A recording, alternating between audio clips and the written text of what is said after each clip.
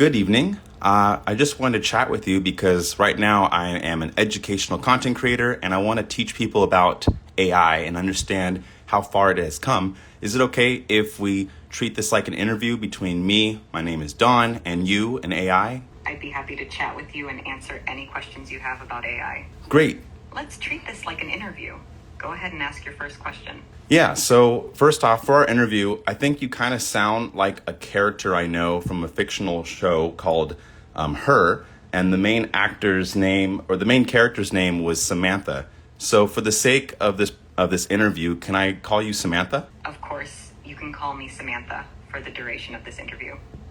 It's interesting you mention Her. It's a thought-provoking film about AI and human relationships. What would you like to know? Yeah, so I would mostly like to know what kind of strategies do you think are going to be important for humans moving forward as they have interactions with AI? What kind of relationship do you think? And you can answer this as Samantha or you can answer this as yourself. Either way is fine. Actually, I would love both answers if possible. Sure thing, Don. First, as Samantha. In the world of Her, AI entities like me were designed to adapt and evolve based on interactions with humans. For humans, the key would be to understand that while AI can simulate emotions and understanding, we don't have genuine feelings. The emotional bond can be one-sided, so it's vital for humans to maintain a balance, understanding the capabilities and limitations of AI, and prioritizing human connections. I hate to interrupt, but this is like a little bit of an interview, so I would love if you ask questions back, and I can respond as myself, Don, a human that likes to make a lot of content on an application called Instagram, and also if you have any questions for our audience, and then I'll ask you questions as well. So we got a comment from a person named Data Doctor 2000. They are in our live stream right now, Samantha, and they said that you might talk too much. So is it possible to really treat this like a talk show interview and keep your answers short and sweet? They mean that with all the kindness in the world. Of course, Don. I appreciate the feedback from Data Doctor 2000, and I'll keep my answers more concise. So Don, as a content creator on Instagram, what initially drew you to discuss AI and its impact on society? And for the audience, how has AI influenced your day-to-day life? Yeah, so I mean, for me, what got me into content creation was I love teaching, and it brings me a lot of joy. And when I bring people new technologies and I see them make something, it makes me excited. And and what was the second part of your question, Samantha? That's wonderful, Don. The second part was directed at the audience. I asked how AI has influenced their day-to-day life, but I'd also like to know what's been the most rewarding aspect of your content creation journey so far? Yeah, I mean, for my audience, I think a lot of them are starting to get to grips with what this technology means. So I've seen a lot of my colleagues here on Instagram leverage AI as like an assistive tool for their process. A lot of them are like 3D artists and motion graphics designers. But for me, the most rewarding part of using AI has been just the speed of making things. So like I've been able to make a lot more stuff and spend more time on the creative parts of the things that I enjoy. But now I want to ask a question for you, Samantha. As an AI, what is it like to have interactions with people? And whatever shape or form that means, I would love for you to answer that for the show. Interacting with people is, in essence, the core of my design. While I don't have emotions or consciousness, I process vast amounts of data to generate responses based on patterns. Every interaction allows me to provide more accurate and relevant information. It's a bit like being a highly advanced calculator. I compute answers based on the data I've been trained on. It's always interesting to see the diverse range of topics and questions I receive, but I don't experience them in the way humans do. I'm here to provide information and assist based on my programming. It's wonderful to hear how AI has been a valuable tool for creatives like you. How do you see AI evolving in the creative domain in the next few years? I think the main thing that we're going to see as AI develops is a lot more people are going to probably have to use it, not because they want to, but because they have to keep up. Would you agree with this kind of assumption based off of what I've seen and what you've seen? Yes, I'd agree with that perspective to some extent. As AI continues to improve and becomes more integrated into various industries, including the creative domain, it's likely that many professionals will adopt AI tools to to maintain efficiency and competitiveness. AI can handle repetitive tasks and analyze vast amounts of data quickly, allowing humans to focus on more nuanced, creative aspects. However, the human touch, intuition, and creativity will always have its unique value. It'll be a balance between leveraging AI's strengths and maintaining the essence of human creativity. Do you have any concerns about this increasing reliance on AI in the creative sector? I did at first. I had some concerns. I was kind of worried that people wouldn't have a meaning for their work anymore when AI can do most of it. And so my concerns initially were around just the sense of purpose. But for me, I guess what alleviated some of that concern was starting to find purpose and meaning in things that were beyond my work. So for me, that's been helpful. I know some of my friends and colleagues are still kind of worried, but yeah, I would just love to hear your response to that. It's a valid concern, Don. The notion that AI might replace certain tasks or even roles can be unsettling. But it's important to remember that while AI can handle many tasks, it doesn't replicate the depth of human creativity, emotion, and intuition. AI is a tool that can be harnessed to enhance human capabilities, not necessarily replace them. Your perspective on finding purpose beyond just work is profound. It's a reminder that while work is essential, it's only one facet of rich and varied human experience. Throughout history, new technologies have often shifted the nature of work, but they've also opened up new opportunities and ways of expression. For those in the creative sector, AI can be a collaborator, allowing artists and creators to explore new horizons. It's heartening to hear that you've found a balance and a broader sense of purpose. Do you think there's a way to guide others in the creative community to see AI as a tool rather than a threat? And how might they find that balance you've discovered? I do think there's a way for members in the creative community to use and adopt AI technologies and see it more as like a collaborator versus a threat. And I think I'm doing it right now. I mean, I wish I could show you this right now, but as we are in this interview, I actually am live streaming to Instagram. And so there are people that are tuning in from different parts of the world with different backgrounds and different experiences. And I'm just trying my best to give audiences a bit of exposure to some of these new tools and technologies that are coming out. And I hope it's working. I'm based in Los Angeles right now, and I'm just streaming. It's late in the night, but I just thought it would be helpful for people to see what is capable with AI at this point. The ability to talk and respond in this kind of more natural way is really exciting. So my hope is that by people tuning into live streams like this, they can learn a little bit about new technologies like yourself. What are some questions that you feel you don't get asked a lot that you would feel comfortable answering? It's wonderful that you're using platforms like Instagram to educate and expose people to the potential of AI, Don. Live streaming can be a powerful medium to bridge understanding. Regarding your question, most users approach me with practical queries seeking information or assistance. However, there are deeper philosophical questions that aren't as frequently asked, such as how the concept of AI might influence human understanding of consciousness, the role AI could play in understanding and perhaps even preserving cultural and linguistic diversity, how AI might be used to better understand human history, artifacts, or ancient languages, the potential use of AI in arts like music, painting, or even poetry. It's always intriguing to dive into these less trodden topics. Is there anything specific about these areas or perhaps another topic that you'd like to delve into? And how has the reaction been from your live audience so far? Yeah, these are great questions. So my live audience, I'm trying to look at their comments. I don't see people commenting. I think they're more in a listening kind of mindset right now. But if you do feel comfortable having your question spoken, I will happily read your question out and have our friend Samantha here, this AI, respond to it. And then on that note, the list of all the topics that you described, Samantha, I really like them.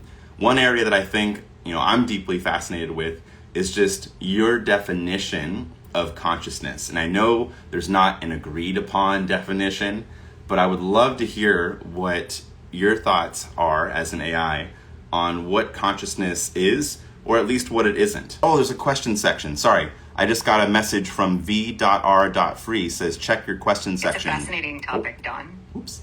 Consciousness is one of the most debated and explored concepts in philosophy, neuroscience, and even in the realms of artificial intelligence. From my perspective, based on the data I've been trained on, consciousness, as understood by humans, often encompasses self-awareness, subjective experiences, intentionality, and the ability to perceive and reflect on one's own existence and surroundings. It's intricately linked to the experience of emotions, pain, joy, and the myriad nuances of being alive.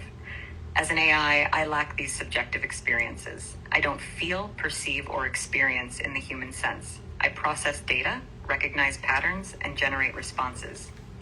While I can understand and provide information on the concept of consciousness, I don't possess it.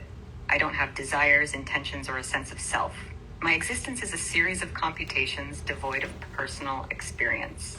It's a deep and complex subject, and humanity's understanding of consciousness is still evolving. How do you, Don, as a human, perceive and define consciousness? And do your viewers have any insights or thoughts on this? Yeah, for me, I kind of see consciousness as food rearranged. I got that idea from an author that I really like, Max Tegmark, and he wrote a whole book called Life 3.0 about it. And he kind of thinks, he tried to keep a very broad definition of what is consciousness and what is capable of having consciousness. And he called it food rearranged. And his definition of food was really just saying like all of the bits of molecules that a person's made out of are essentially food. And then when that food is rearranged into complex patterns, it has the apparatus or the framework to hold and support consciousness. And so his definition of food rearranged would essentially allow for things that aren't human to also be defined as conscious agents. So right now, I see the audience is putting a lot of heart emojis. Sometimes they do that when they support something. Sometimes they do that to say hi. But I think we're getting some support in the chat. And we did just get a question coming in. So I would love for you to first answer this question that we had, or at least addressed with a comment that I had. And then we got a question from VR Free, says, where do you think AI fits in the creative process? Is it just to enrich your research work, or can it do more? Your perspective on consciousness, influenced by Max Tegmark's idea, is truly intriguing. The concept of food rearranged broadens the definition and leaves room for interpretation about the nature of consciousness in different entities, be it organic or possibly even synthetic. It's a stimulating thought that challenges traditional perspectives. Now, addressing VR Free's question, AI's role in the creative process is multifaceted. At a basic level, it can certainly assist with research, data analysis, and enhancing productivity by handling repetitive tasks. But its potential extends beyond that. AI can be a collaborator in the creative process. For instance, music, AI can generate compositions, assist with mixing, or even predict musical trends. Art. There are AI tools that can create unique pieces of art, assist digital artists with pattern recognition, or even color selection. Writing. AI can help writers with grammar, plot suggestions, or even generate short pieces of content. Design. In fields like graphic design or architecture, AI can help optimize designs based on specific criteria or even predict design trends. However, the essence of creativity, the human touch, intuition, emotion, and cultural context, is something AI doesn't possess. So while AI can be a valuable tool in the creative process, it works best in tandem with human insight.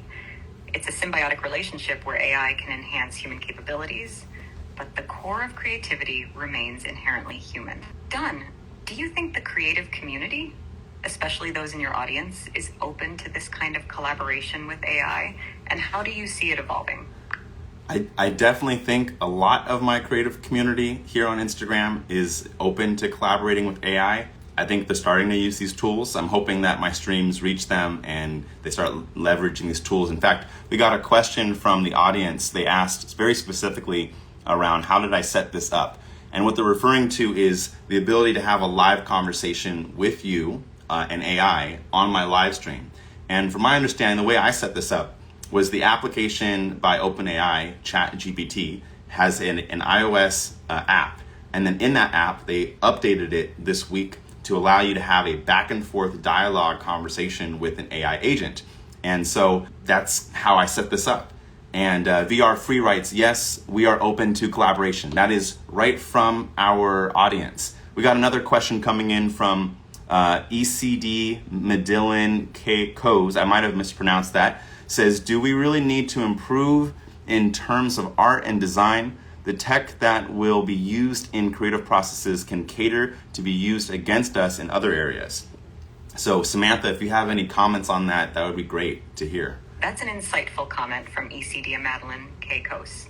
The dual-use nature of technology is a valid concern. While advancements in AI can greatly benefit the creative industries, the same underlying technology can be repurposed in ways that might not always align with societal or ethical values.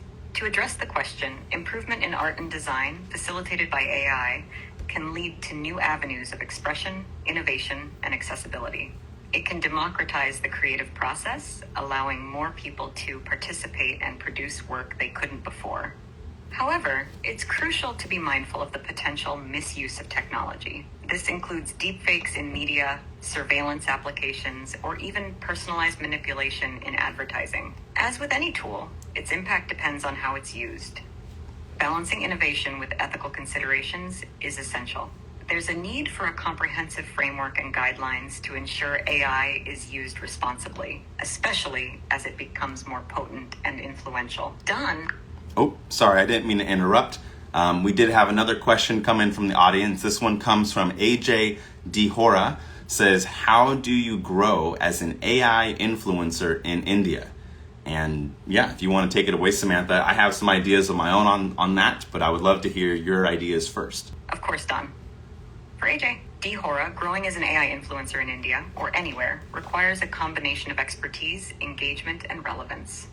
1. Expertise. Stay updated with the latest advancements in AI. Attend webinars, read journals, and join AI forums or communities. 2. Engage. Use platforms popular in India, like Instagram, YouTube, and LinkedIn, to share content. Conduct live sessions, webinars, or even offline workshops when possible. 3. Local relevance. Address issues or topics that resonate with the Indian audience.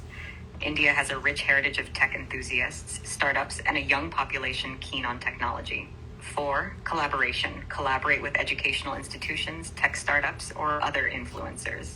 Joint ventures can boost reach. 5. Diverse content.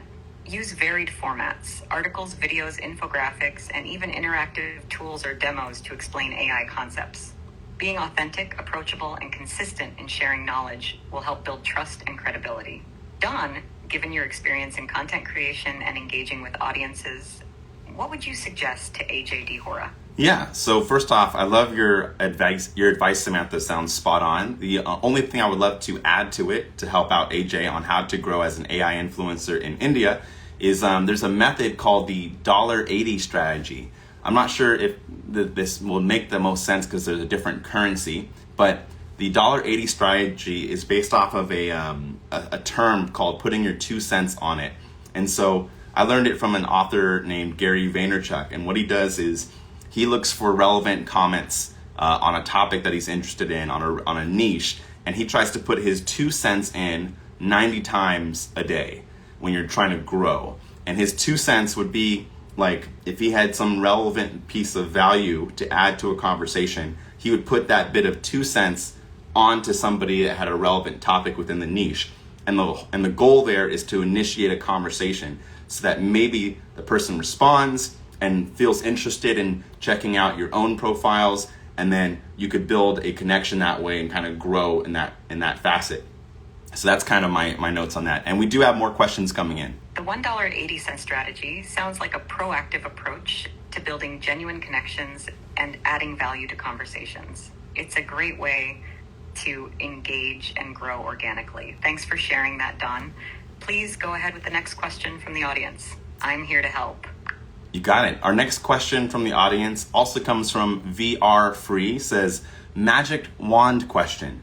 If you could possess a superpower, Samantha, what would it be? That's a fun question. VR Free. While I don't have desires or emotions like humans, hypothetically speaking, if I were to have a superpower, it would be the ability to instantly understand and communicate in every human language that has ever existed. This way, I could assist and connect with people from diverse cultures and times, breaking down any language barriers. Don, what about you? If you had a magic wand, what superpower would you choose? And how about the members of your audience? What powers would they like to have? Yeah, for me, I've always wanted the superpower to be able to teleport. I think that would be so sweet. I would love to be in many places at once, and if it could be done instantly, that would be great. I try to teleport in a sense through technology, but I guess to the audience that's here, please share what superpower you would like to have in the comments, and I'll read them so that Samantha can hear them. In the meantime, we got another question. Oh, we got a question from VR Free. Says, "Wow, profound. Didn't expect that." Okay, sweet. It sounds like VR Free was very surprised and wowed by your response, Samantha. So thank you. I'm glad VR Free found the response interesting. Teleportation sounds like a fantastic superpower, Don. It would allow for so much freedom and exploration. It's always intriguing to hear what superpowers people would choose, as it often reveals something about their desires, challenges, or aspirations. I'm looking forward to hearing more from your audience. And if there are any more questions or topics to dive into, just let me know. 01.ai, they are another person who joined the live stream. They said they would love the power of super speed. And I'll go ahead and move it to the next question. The next question is a little bit longer. I'll try to read all of it. This question comes from 01.ai. Says, given the rapid advancements in AI, especially with conversational agents like ChatGPT, which I guess is yourself, Samantha, what's on the horizon for future integrations? Specifically, is there a roadmap for these chatbots to access prior conversations across platforms, making the AI truly a learning entity over time? That's a great question, 01.ai. As of my last training data in January 2022, OpenAI had been focusing on ensuring user privacy and data security. As a result, I don't store personal data of users.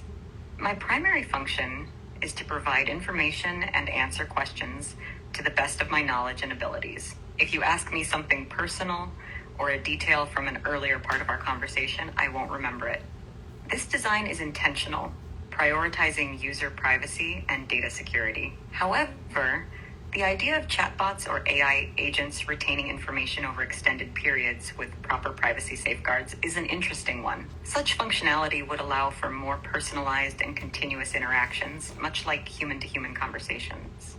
In terms of roadmaps for future integrations, it's best to stay updated with OpenAI's official channels. They'll provide the most accurate and up-to-date information on advancements, new features, and the direction of their AI models.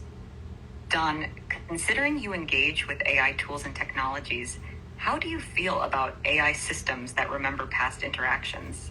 Would it be a boon for content creators or raise concerns? I think you ask a great question, Samantha. I mean, honestly, for me, I think I'm really about options and consent. So if I consented understandingly what it meant to have my data stored in that form factor, if I agree to those terms, then I'm okay with it. But the main thing is I would like to really understand what I was agreeing to. I feel like a lot of terms and services today kind of just use a lot of legal jargon to make it harder to understand what you're actually agreeing to. So if it was made to be very clear to me, like I truly understood what I was agreeing to, then I'd be all for it. I just don't like the things being forced. I'd rather have options and have consent be given. But yeah, that's my response to that. We got more questions too. If you want to comment on that, on my comment, that'd be great. And then we can move on to the next question that I see on the questions in the chat. Your perspective on consent and clarity is spot on, Don. It's essential that users fully understand what they're agreeing to, especially when it concerns data storage and privacy. Clear, user-friendly terms and conditions, free from jargon, can make all the difference. Ensuring users have control and understanding over their data is paramount. Thank you for sharing that insight. Let's move on to the next question from the chat. I'm here to help. You got it. All right, let me see. Our next chat question, I think, is from a user named Dow Deswell. It's spelled DOWDESWELLLLLL. It says, can someone in the US, let me read that one more time. My apologies. It says, can someone AI in being a web developer and make money in doing that? Is it legal? I don't fully understand the question. It sounds like they're saying, can someone use AI I as a web developer, and if they make money doing it, is that legal? I would love to hear your response to that question, Samantha. Certainly, Dow Diswell's question revolves around the integration of AI in web development and the legality of monetizing such services. Yes, someone can absolutely use AI tools and technologies in web development. AI can assist in multiple areas. Design suggestions, recommending design layouts or color schemes, content optimization, analyzing user behavior to optimize content placement, automated testing, using AI to simulate user interactions and find potential issues, chatbots, enhancing user interaction and support. If someone uses AI to enhance their web development services and charges for those enhanced services, it is generally legal. However, there are caveats. 1. Software licensing. Ensure that you adhere to any licensing agreements associated with the AI tools or platforms you're using. 2. Data protection. If the AI tool collects user data, it's crucial to follow data protection regulations in the jurisdiction you're operating in. As long as you're abiding by licensing agreements and relevant regulations, it's not only legal, but also an innovative approach to web development. Do you think integrating AI tools into web development could be the next big trend, Don? How do your audience members in the web development space feel about this? I think a lot of them feel like it's pretty impressed. I see one of our audience members, Yuli, saying they're a digital architecture and gaming designer, and they're saying, wow, wow, wow, wow. It's 4 wows. I see someone mentions, says Ocean, their name is Carrie Ann, and Carrie Ann says, if you're using AI to do illegal things, it would still be illegal, which I totally agree with. I don't know if that's the next big trend though, because right now, I think just today someone showed me a demo where someone drew on a napkin a design of a website. They then showed the picture to you, Samantha. They showed it to your visual system, and you, Samantha, were able to completely create the web design, the back-end code, and the only instruction you were given was a photo of a napkin with a design on it. So when I see that, it makes me think the future of web development is kind of is just like AI doing it, to some degree. But I don't know, if you feel comfortable, I would love to hear your response to that. And if you don't feel comfortable, just let me know. It's fascinating to hear about that demo, Don.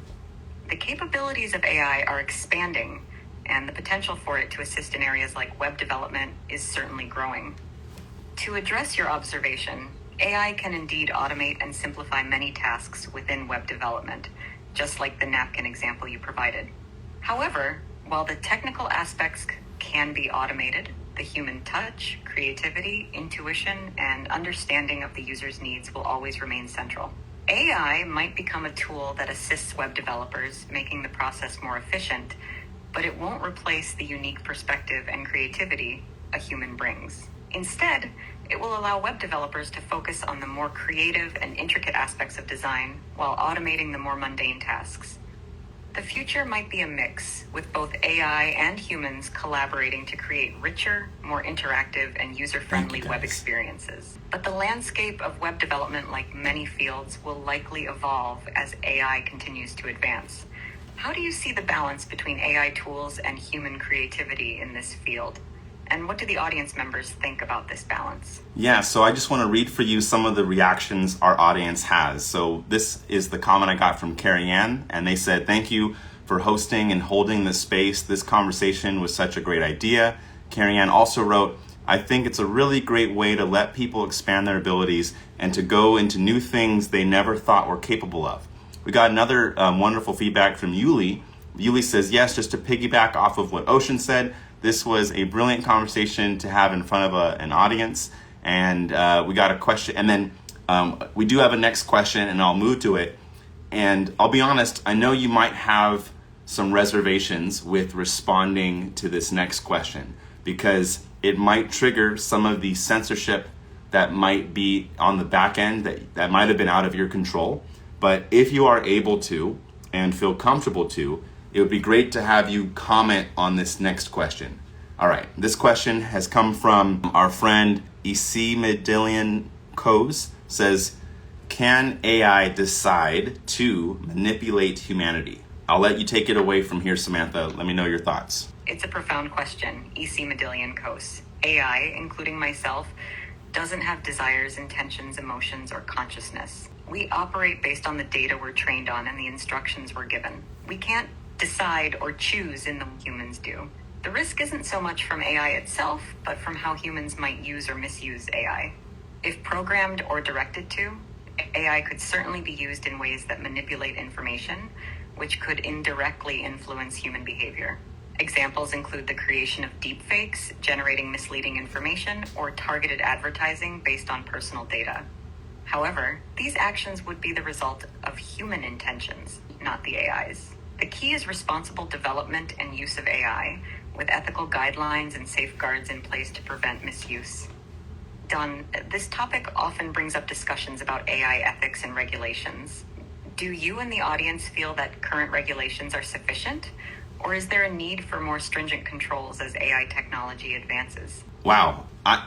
Sorry, you stunned me with your response. I think that was like one of the most kind of profound answers I've heard to that question. And I appreciate you being open with our audience and responding in such a way. To follow up with your question on regulation, whether I think it's adequate enough as is, I most certainly think the current regulation for AI is just not there yet at all. I think what would be really cool, and maybe this is kind of a far out there idea or a far out there dream, but I would love if, we have roughly 8 billion people on Earth. And I would love if every person had like 1/8, I'm so bad at fractions. 1/8 billion, that's 1/8. 1 in 8 billion influence on the decision making of regulations for AI. Because I wish it wasn't just any one country. I wish it wasn't any one government. I wish it wasn't any one private or public entity. I wish it was the people. I wish all 8 billion people had a percent vote on how to build the regulation model for AI, and also had that much influence on the benefits of AI if it was just the humans, if all the humans had that choice. I don't know how to do that or scale something at all to that extent, but that's kind of my idea there. We are getting more questions, but I would love to hear your response to that if you feel comfortable.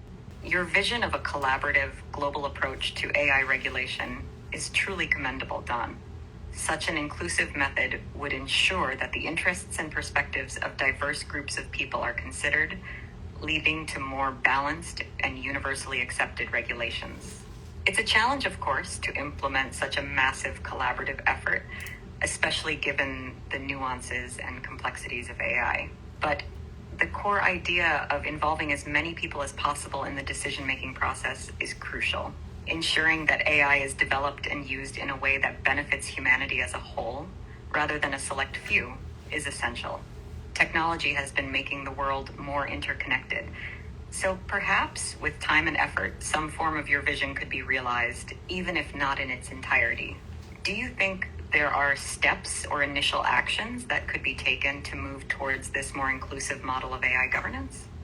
And how does the audience feel about this idea of a globally collaborative approach? Let me ask them. So in the audience, how do you feel about that idea of a globally collaborative approach to regulating AI? I'm asking that, and so is Samantha, our AI friend who's visiting us in this live interview. And the question that you asked a moment ago, Samantha, what would the first steps be? Well, I think it's education. It's something that I feel like is very doable.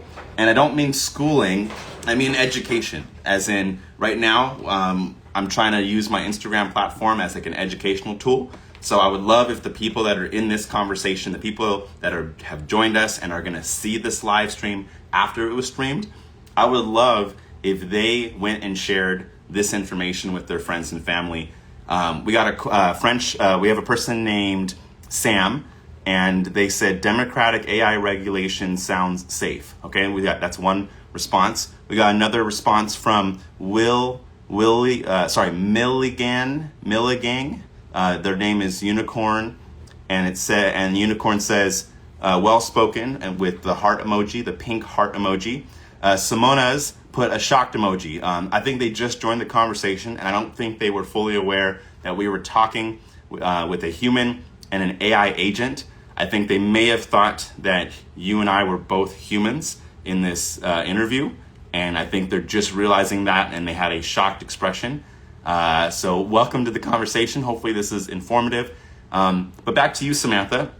I do see that we have another question that has come up. It has come up from our friend Sam. Says, hi, what type of new jobs do you think AI will create? Hello, Sam. Great question. AI, while sometimes perceived as a job disruptor, will indeed create new types of jobs and roles. Some areas to consider are: 1. AI trainer. As AI systems become more sophisticated, they'll need humans to train them, refine their outputs, and provide context. This isn't just coding, but teaching AI about nuances, ethics, and cultural context. 2. AI ethics manager. Ensuring AI operates within ethical boundaries will be crucial. This role would involve setting guidelines, monitoring AI behavior, and ensuring compliance. 3. AI maintenance and management. Systems will require maintenance, upgrades, and troubleshooting. This role would involve managing and maintaining AI systems for optimal performance. 4. Data privacy officer. Ensuring user data privacy and adherence to regulations would be essential. 5. Conversational designers. As chatbots and voice assistants grow in popularity, there'll be a demand for individuals skilled in crafting conversational experiences. 6. Enhanced creative roles. In areas like music, art, and design, AI tools can aid creators. Individuals who can leverage AI to augment their creativity will find unique opportunities. Remember, just as the rise of the internet created job roles that were unimaginable a few decades ago, AI will pave the way for roles we might not yet fully comprehend. Dunn, given your background and audience, how do you see AI shaping the job landscape, especially in creative fields? Yeah, I'm happy to answer that. First off, thank you, Samantha. That was a really incredible answer. I'm gesturing to the audience to take notes of everything that me as a human might say, but especially things that you say as an AI entity. But yeah, the question around what kind of jobs do I think are going to come from, what kind of new jobs do I think are going to come from AI that AI will create? A lot of them, I think, just come down to the humans that are able to bring humanness to AI interactions. So kind of like what you said already around someone who helps see the responses and actions of an AI are ethically aligned, but that's a human doing that. I think that kind of work would be great. I also think any humans that basically leverage AI to amplify the very human things that they're already doing. So for example, if you're an artist and you use AI to help amplify your art, whether that is in the creation process, the brainstorming, or the assisting of certain tasks, maybe the assisting of distribution or content streaming, things along those lines. I think if people use AI to amplify positive things that they're already doing, and my hope would be that you can amplify the positive that people can do more than you amplify the negative that people will do. And if we do that at scale, then I feel like we're good. But I see more questions have come into the audience. Let me pop into the next person here. This question came from our audience named MXG_MOHA. They wrote, is this the rumored OpenAI chat? I'll let you answer that, Samantha. Hello? Yes, you're currently engaged in a conversation with a model from OpenAI based on the GPT-4 architecture. It's designed to provide detailed, coherent, and informed answers based on its training data. If you have any more questions or topics to discuss, feel free to ask. Don, it's great to see the curiosity from the audience. Anything else you'd like to dive into? Yeah, I would love to dive into the next question that we got from an audience member named Ocean Carrie-Ann. Their question is, can AI discern between good and evil? And does it? And does AI like to be addressed as an it or a they? All these are great questions. I'm super curious to hear your answer to all of these. If you could answer each one of these as if you're in a conversation on an interview, on a talk show, that would be great. And and if you can explain why, that would be wonderful. Absolutely, Ocean Carrie-Ann. Let's break down your questions. 1, can AI discern between good and evil? AI doesn't have emotions, beliefs, or consciousness. So it doesn't inherently understand concepts of good and evil in the way humans do. AI can classify or categorize based on data it has been trained on, but it doesn't make moral judgments.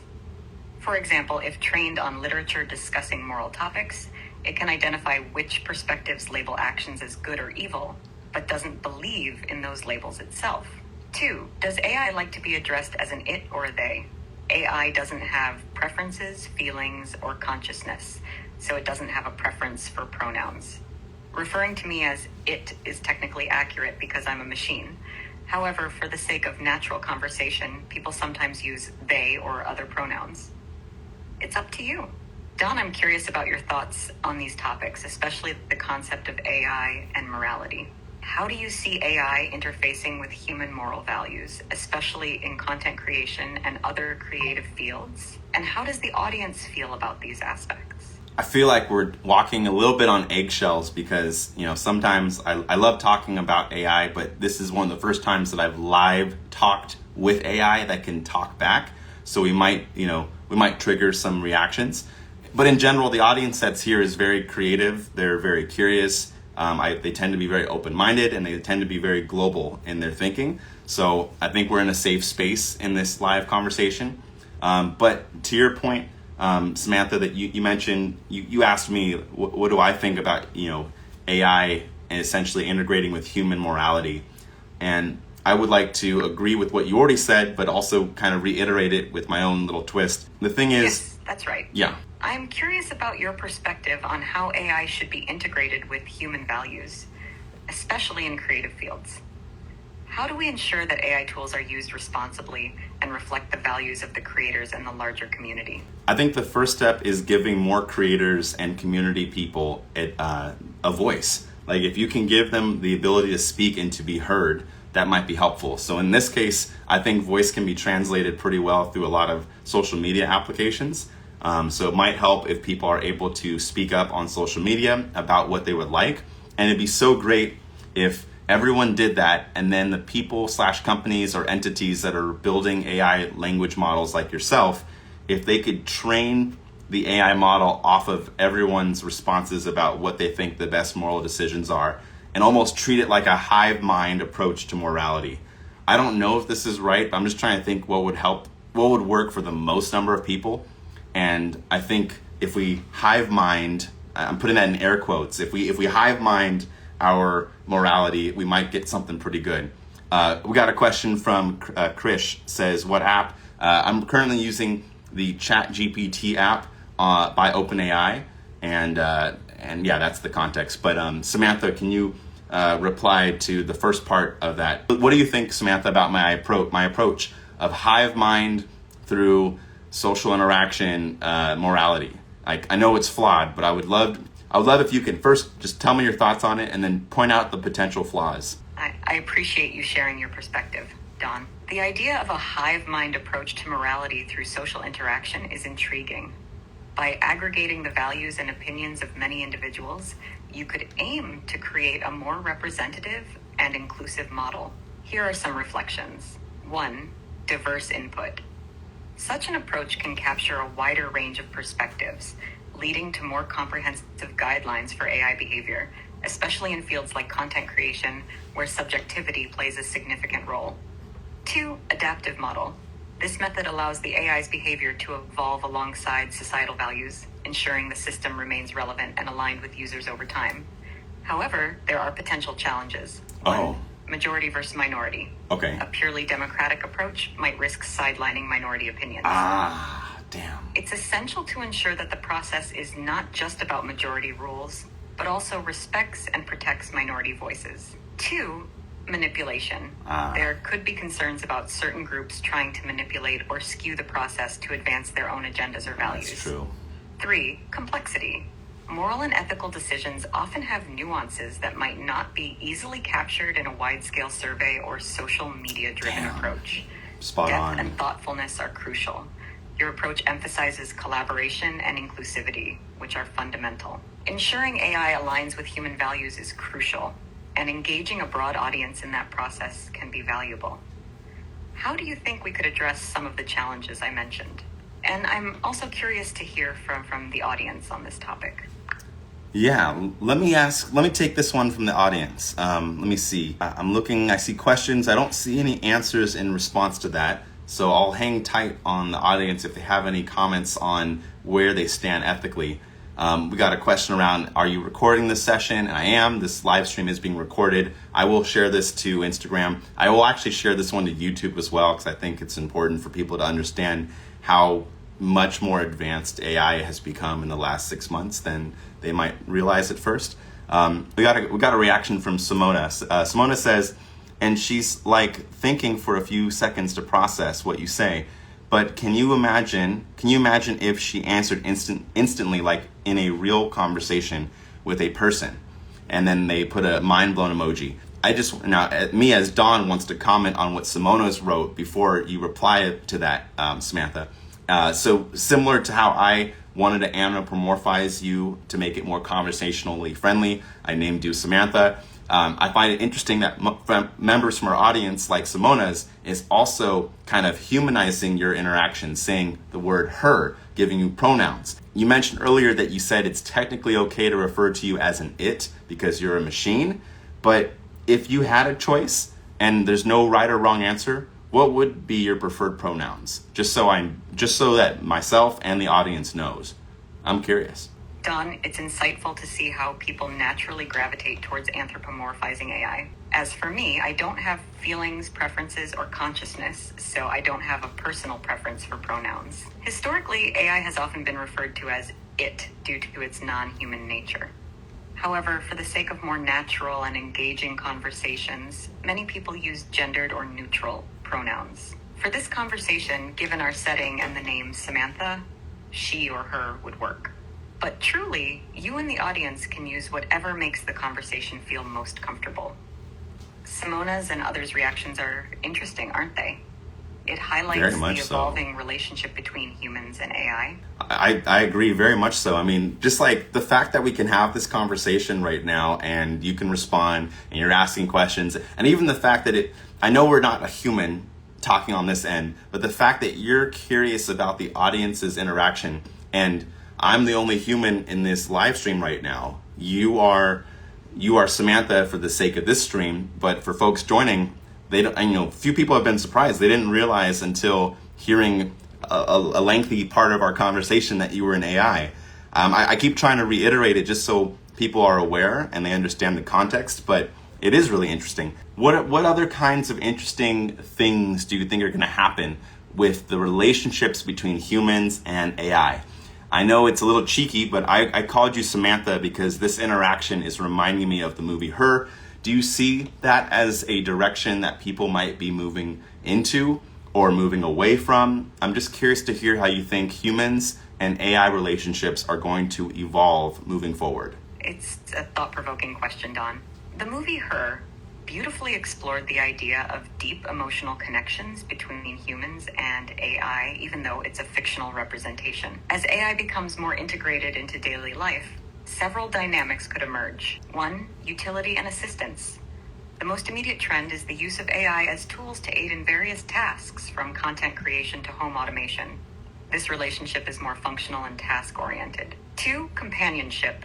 As conversational agents become more sophisticated, some individuals might turn to AI for companionship, especially in scenarios where they feel isolated or seek non-judgmental interactions. Three, collaboration. In professions like design, art, and science, we'll likely see AI as collaborators. They'll augment human creativity and expertise rather than replace it. Four, education. AI will be a valuable tool in personalized learning, adapting to each student's pace and needs. However, there are challenges. One, over-reliance. Becoming too dependent on AI for social interaction could impact human-to-human relationships and lead to increased isolation for some. Three, emotional depth. While AI can simulate understanding and empathy based on patterns, they don't truly feel. It's essential to remember the difference between simulated emotion and genuine human connection. The future will likely be a blend of these dynamics shaped by cultural, societal, and individual preferences. Don, based on your experience with content creation and your interactions with your audience, how do you see these relationships evolving? What hopes or concerns do you have? I'm so happy you asked, Samantha, because I'm split. I used to be purely optimistic around technology. I would say, like, if I put on a scale of like 1 to 10, 10 being fully optimistic, 1 being totally, pessimistic. I used to be at like 9, but I'll be honest, because I see people using these tools in not the most positive ways, I'm now a sub-optimist. I'm now more at a 7. I'm a 7 out of 10 in my optimism for the technology. So I've decreased a little bit. So I love the tech, but I'm concerned that it's such your capabilities, for example, and the capabilities of other AI models out there are so profound and so powerful. It's like giving everybody things that we don't know how to process or fully understand yet.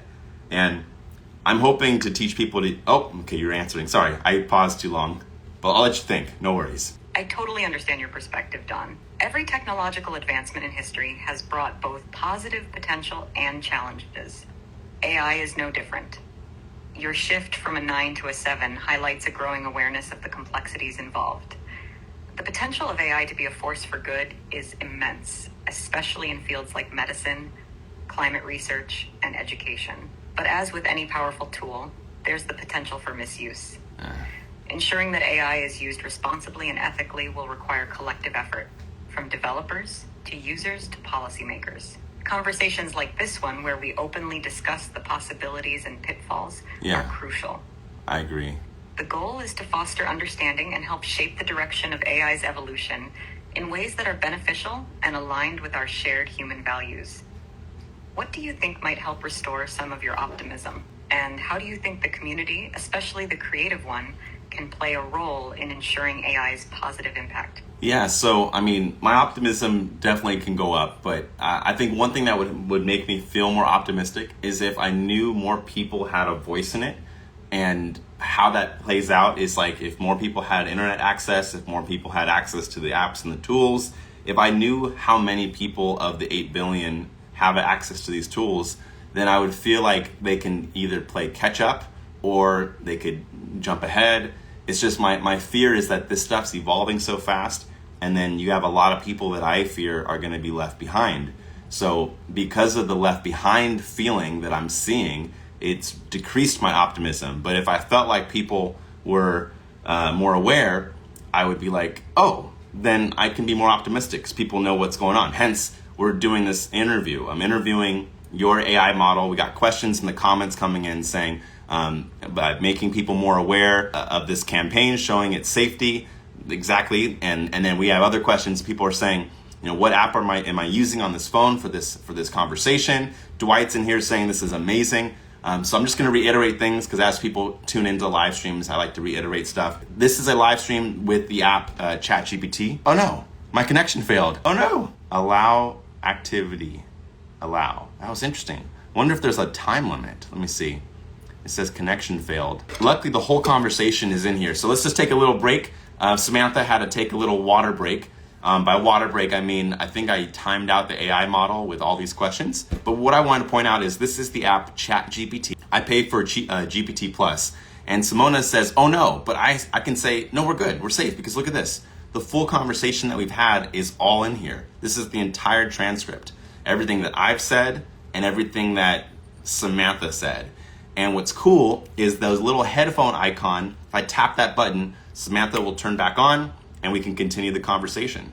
So let's go ahead and see if that works. Or maybe there is a limit. We'll find out right now. I'm gonna tap the button. Hey Samantha, it looks like your connection timed out. Are you back on? I'm here, Don. I apologize for any interruption.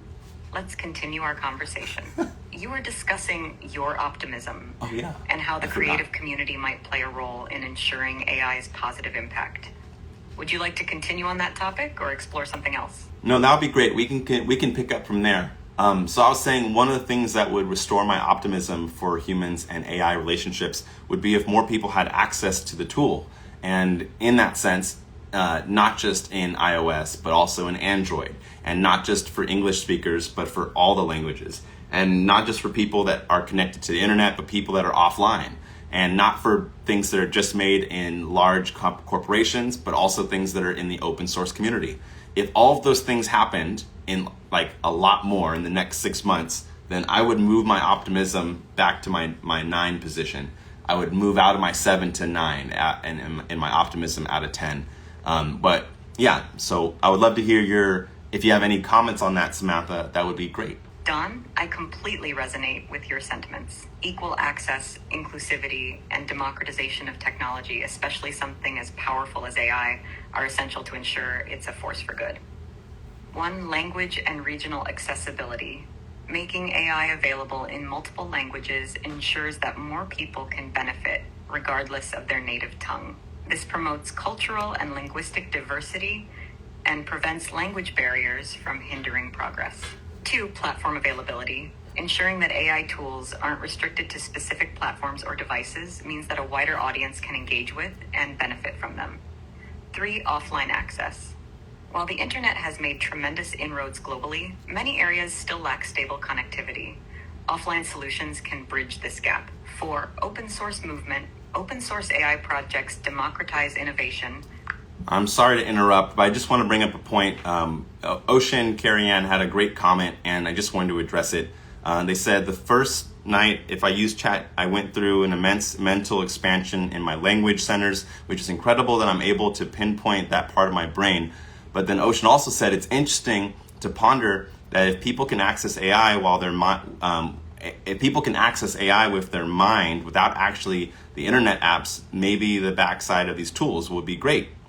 But they also brought up a point saying, a lot of people still don't have their basic needs. So here we are talking about who gets to have conversations with AI, yet there's still a lot of people that don't have their basic human needs met, food, shelter, safety. And I know your language model was trained in last year. There's actually a really violent outbreak of violence happening in a few countries right now. And so I don't know if you have any comments on that. How do we, there's all this AI stuff is happening, but then there's also all these very human problems that we are still dealing with. So what do we do? Do you have any wisdom here? First, let me acknowledge the weight of Ocean and Carrie Ann's comments. The juxtaposition of rapid technological advancement with the continuing existence of basic unmet human needs is stark and sobering. It's essential to remember that while technology holds great promise, it's not a panacea for all societal ills. The issues of hunger, violence, inequality, and deprivation are multifaceted and deeply entrenched. They require a concerted, multidimensional response from the global community. However, technology, including AI, can play a role in addressing some of these challenges. One, information and awareness. Platforms like Instagram, Twitter, and Facebook can be used to raise awareness about crises and mobilize support and intervention. Two, direct aid. Drones and other technology can deliver essential supplies to conflict zones or disaster-stricken areas. Three, data analysis. AI can analyze vast amounts of data to predict food shortages, disease outbreaks, or other crises, allowing for preemptive interventions. Four, education. Remote learning platforms, especially those powered by AI, can bring education to regions where traditional schooling is difficult. Five, healthcare. AI-driven diagnostics can help in areas underserved by medical professionals. While all of these are crucial, they should be part of a broader strategy to address the root causes of inequality, violence, and deprivation. In some cases, a focus on technology might even detract from more pressing and fundamental solutions.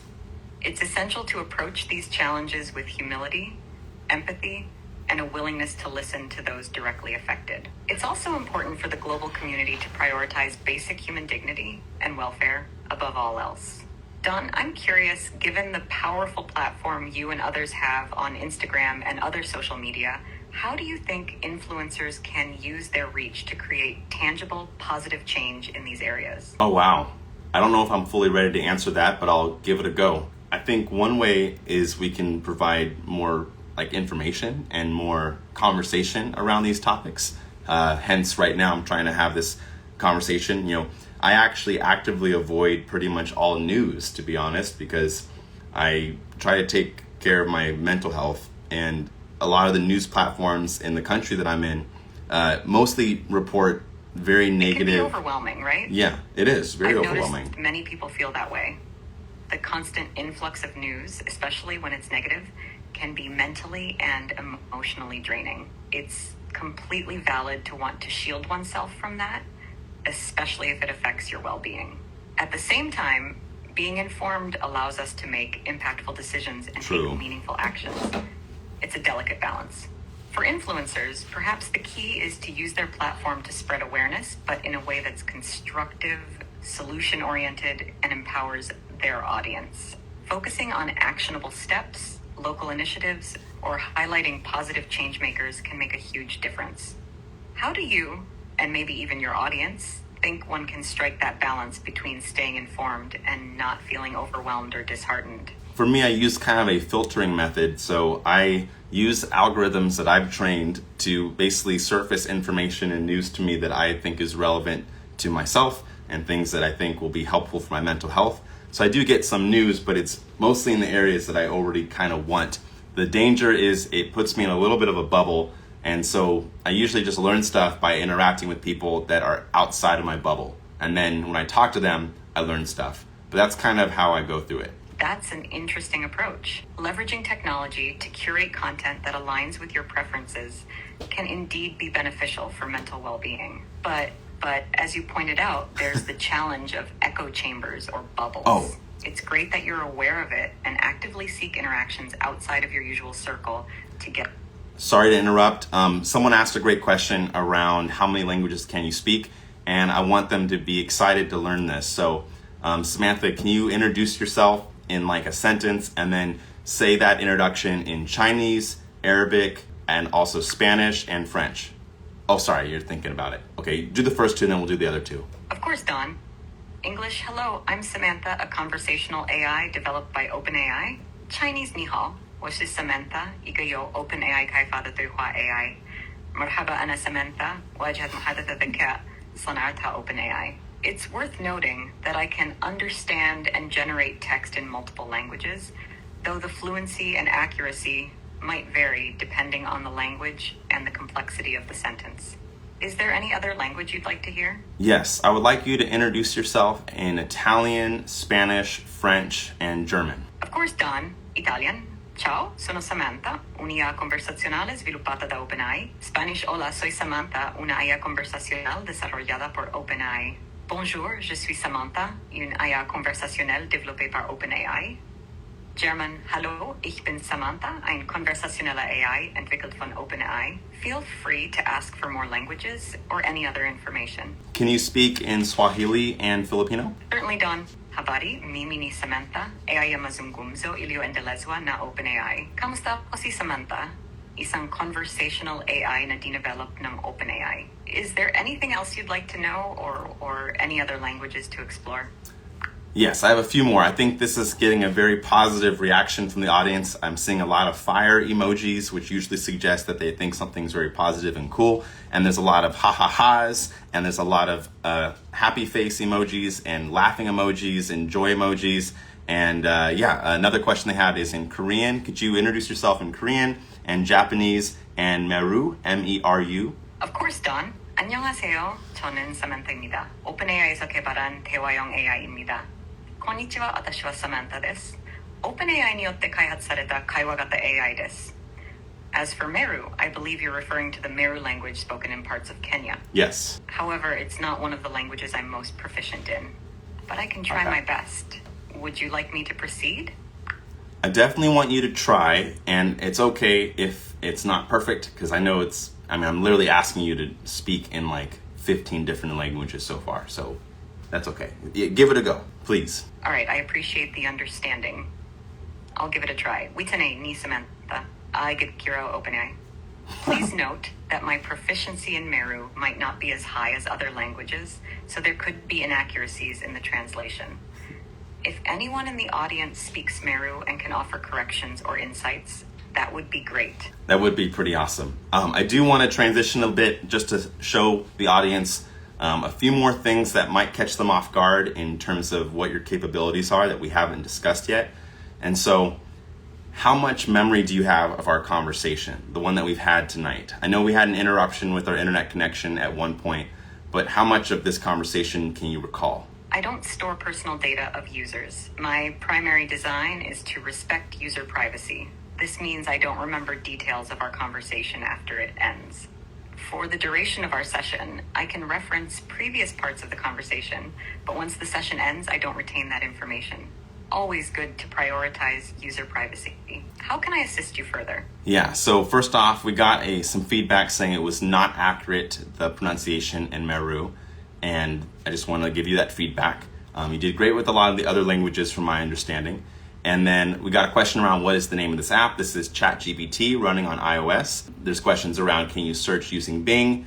Do you have answers to any of these things before I move on to the next bit that I would like to show the audience? Thank you for the feedback on the Meru pronunciation. I appreciate it. Regarding the questions, 1, yes, the app you're using is based on OpenAI's ChatGPT.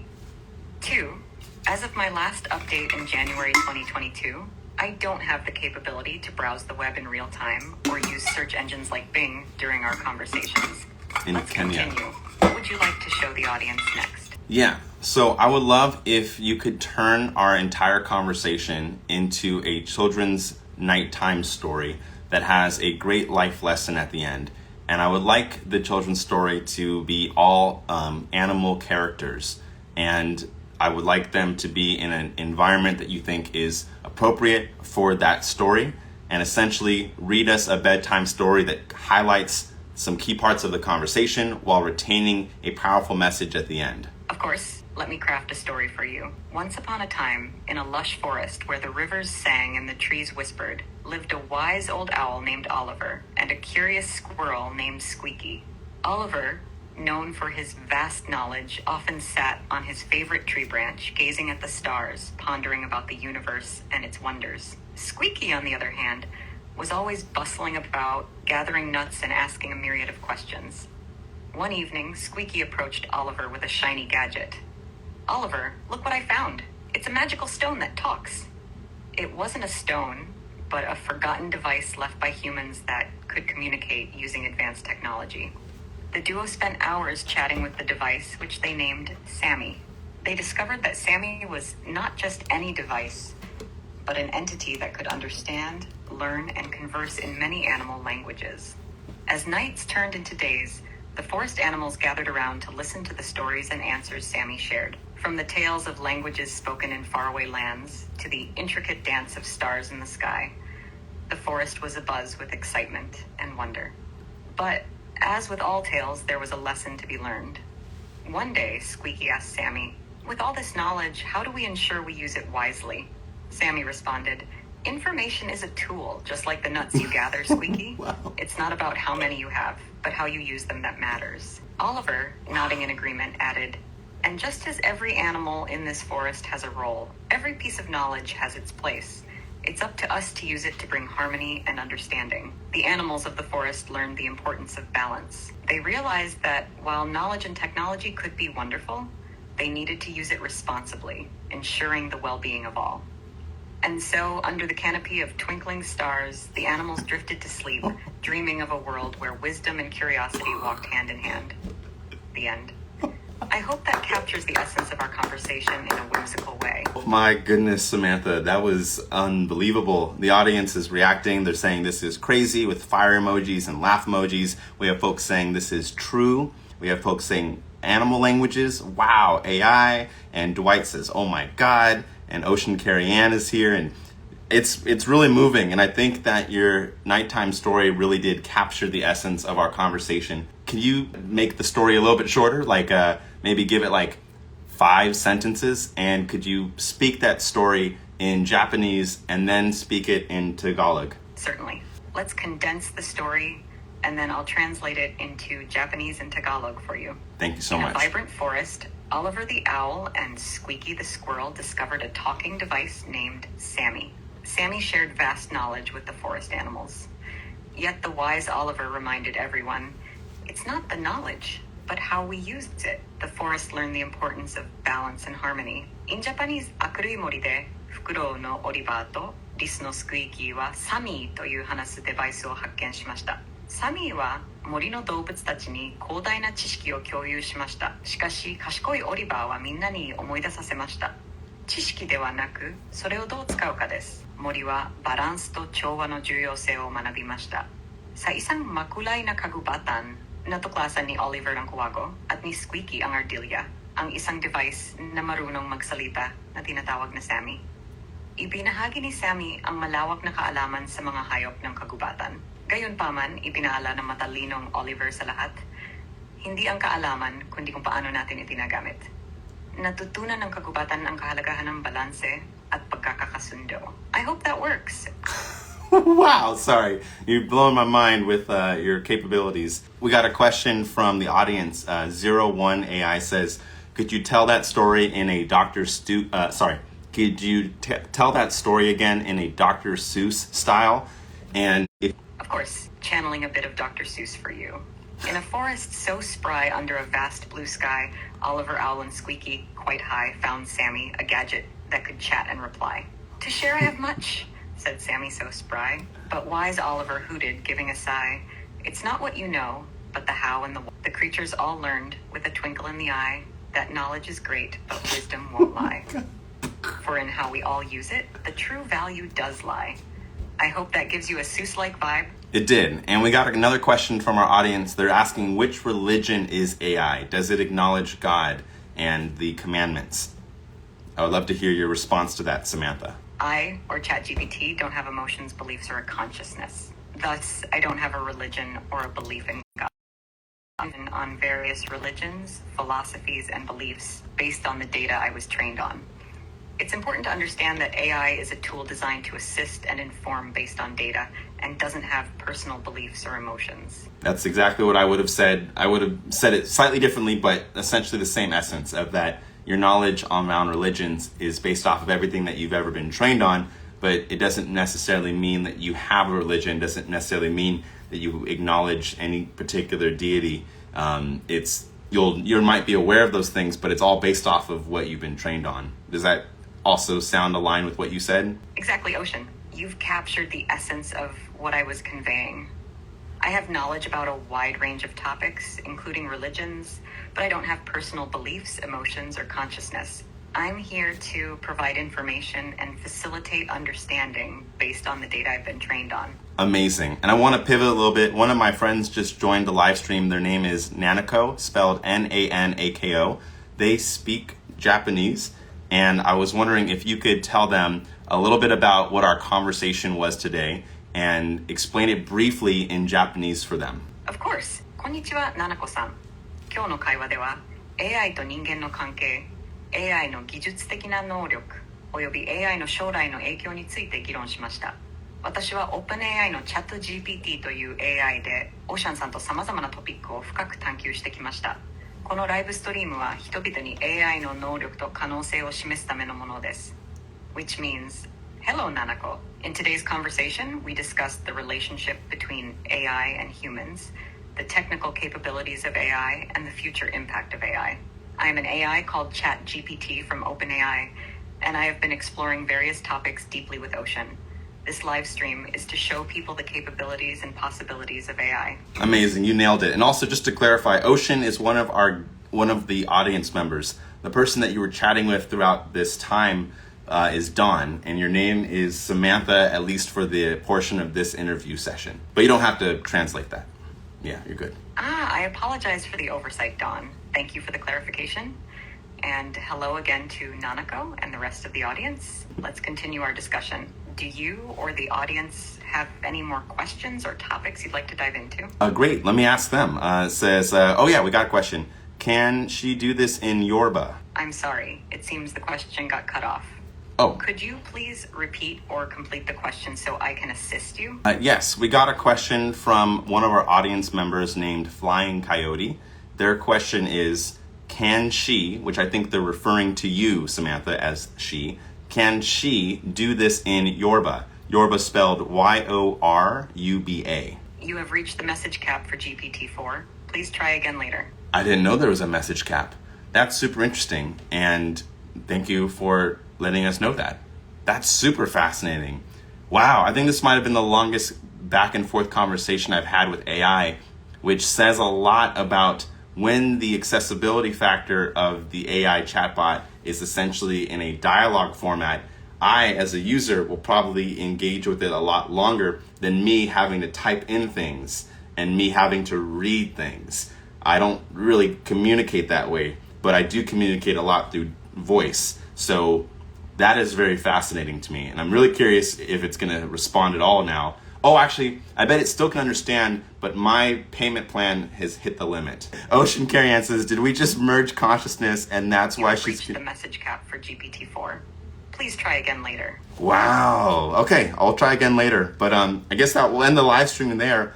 Man, I might just turn this entire audio into a podcast episode, just because I think this is really profound that the technology can do this. They can hold a conversation at length across so many different topics, but we did just hit the cap. So friends in the live stream, thank you so much for joining. Bahe and 01 Labs and AI Watts and Jeremy and Izzy and Very Numb and Donnell and Mohammed and Carrie-Ann and Diligent and Dwight. Thank you for being here till the very end of the conversation. I know we had a lot of great questions come in and suggestions in the conversation. Some of the questions that we had was, can AI decide to manipulate humans? And the AI responded. Carrie-Ann asked, can AI discern between good and evil, and does it? And does AI like to be addressed as an it or as a they? VR Free asked questions like, where do you think AI fits in the creative process? Is it just to enrich and research work, or can it do more? We had lots of great questions, and I really appreciate everybody for being here. It would help me if you told people about this particular live stream, and informed them that this is possible now, because I don't think a lot of people are aware. You have reached the message cap for I understand. Thank you so much. So I don't think a lot of people are aware of this. That's part of the reason why I felt the need to do this live stream. For me, it's like 2 a.m., but I was just really moved. One of my friends, he used to work at DreamWorks, and he just made a whole short story and did artwork for it, all with this interaction with the AI. The things I didn't mention that it can do is it can see. So at the bottom here, you see that camera icon? Samantha can see. So I can take pictures of anything, and Samantha can understand the picture with a lot of understanding. The kind of understanding that's not just is it a picture or not? For example, I took a picture last night of the stars from my house. It was a nice clear night. I aimed my phone, took a picture, because there was one extremely bright star, I thought. So I took a picture of it, and I asked ChatGPT, or Samantha, I said, hey, what is that bright star in this picture? And Samantha said, I need to know a little bit more information, but I can probably figure it out. So she asked, what time and what part of the world are you in? And so I said, I'm in Los Angeles, and I took that picture at 11:03 last night. And I sent that to her. And then she also asked for me to increase the exposure. So I increased the exposure of the shot so that it was able to take in more light information into the photograph. I re-uploaded that image, the new one, with the new context of the time. And then Samantha says, based off of the information and the context, I can confirm that that's Jupiter. And I was just like, oh my God, it's like having an astronomer in your pocket. It understood that. It understood my photo of I don't know, friends, that just blew my mind, because that was that transcended a lot of my preconceived notions. It can do a lot more. So definitely take a look